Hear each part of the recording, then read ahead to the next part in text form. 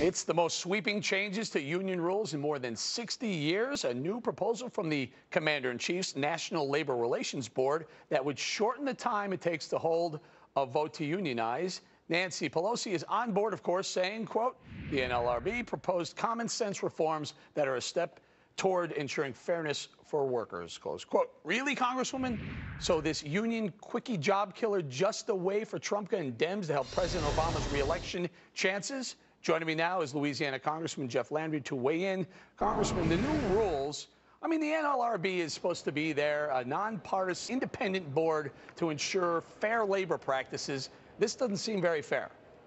No, here we are, quote, streamlining the unionization process when we should be streamlining job creation in this country. It's ridiculous. I mean, all we do is send a big old sign out in America that says, listen, employers, beware. Employees will run your company.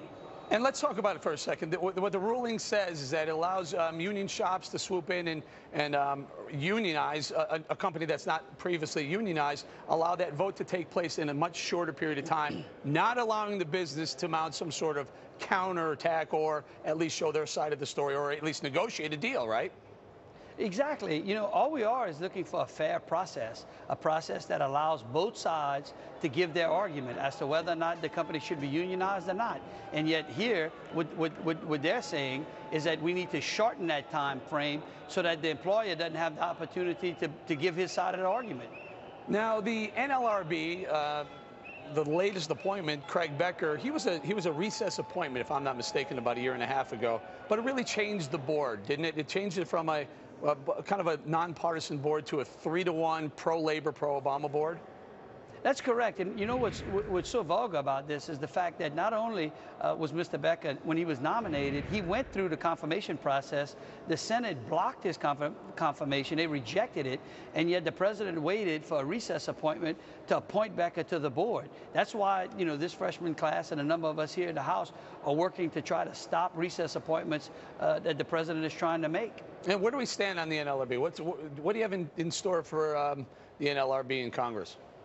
Well, I can tell you, I've been working very closely with the freshman from South Carolina, and we're over in the law library looking at some options to see what we can do. And I think, stay tuned. We've got some interesting things that we hope to be able to do to keep them in check. Fantastic. If you do come up with some things and you want to announce them, you're certainly welcome to do it here on Follow the Money. We'll be right here letting you know about it.